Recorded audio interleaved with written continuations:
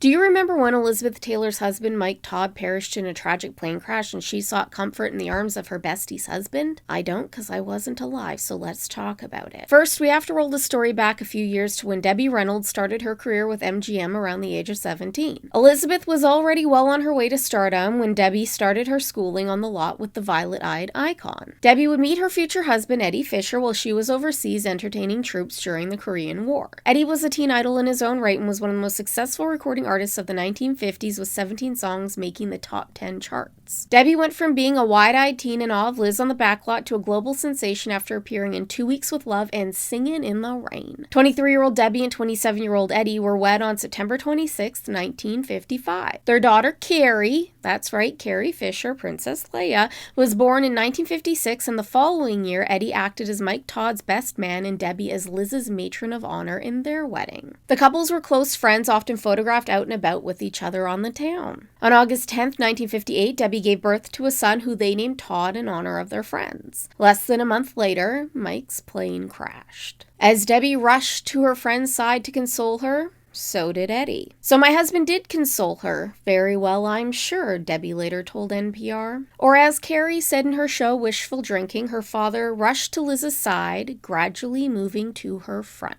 A month later, after Mike's plane crash, Eddie left Debbie to be with Liz and ignited one of Hollywood's biggest scandals. They also fulfilled a prophecy that Debbie had been given years prior by her co-star Frank Sinatra, who attempted to warn her off of marrying Eddie. He told her not to marry a singer. "We're not faithful," he said. But Debbie and her mother thought Eddie was adorable. After news broke of the affair, Debbie kept her head down, raising her 2 kids, and continued working, while Liz and Eddie were tied to the pyre of public opinion. Eddie was the philandering loser, Elizabeth the home-wrecking strumpet, and Debbie was the innocent, unsuspecting victim. For a year, Debbie held off agreeing to a divorce so Eddie and Liz could get married, but once she did, they wed immediately. And by immediately, I mean the same day, May 12, 1959. As soon as the ink was dry, Liz and Eddie stood under the huppah and said, "I do." The impact of the affair boosted Debbie and Liz's careers. It brought bigger crowds to the box office and allowed them to command higher salaries. It didn't go so well for Eddie, though. People were outraged that Eddie left his wife and children for Liz. His TV show wasn't renewed, and he had multiple other contracts canceled for violating their morality clauses. And so he was relegated back to his days of touring nightclubs and lounges. By 1962, Liz was feeling like her marriage to Eddie had run its course. The fact that Eddie was deep into his addiction to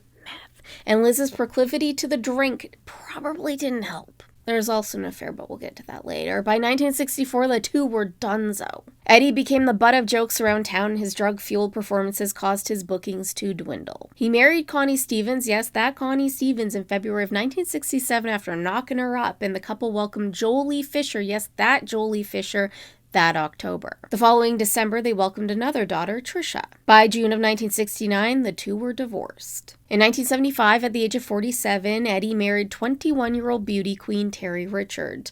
That marriage didn't even make it a year. In 1983, he attempted to come back to her, but his OG fans still thought he was a philandering piece of garbage, and the younger kids wanted nothing to do with his music. In 1990, he made a trip to the Betty Ford Clinic to get sober, and 3 years later married businesswoman Betty Lynn. They were married for almost 8 years until Betty passed away in 2001, his longest-running marriage. In 1999, Eddie wrote an autobiography called Been There, Done That, in which he made claims to having numerous affairs, some of which were outright denied by the ladies, and said that he had been bullied into marrying Debbie, who he claimed he barely knew, had abandoned his career to take care of Liz and her kids, and that he didn't really want to marry Connie, but she was pregnant, so he did the right thing.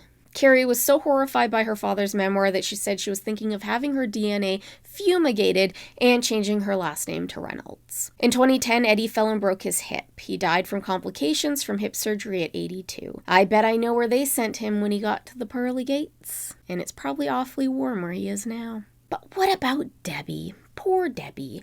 While Debbie understood Eddie leaving her for the most beautiful girl in the world, the two never reconciled.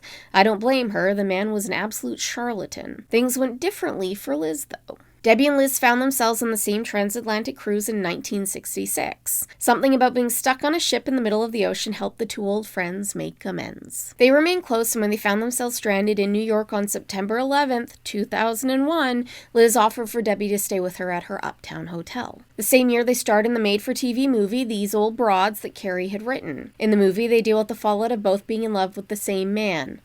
Freddie. At one point before filming a scene, Liz told Debbie, "I'm sorry for what I did to you with Eddie." Debbie was able to forgive Liz because she said that she knew Liz never really loved Eddie, that he was just there to stem her grief. As for Liz, while married to Eddie, she started sleeping with co-star Richard Burton, which didn't really help their marriage. That affair would send even bigger shockwaves through Hollywood, causing a scandal more monumental than her marriage to Eddie had. But we'll talk about that in the next one.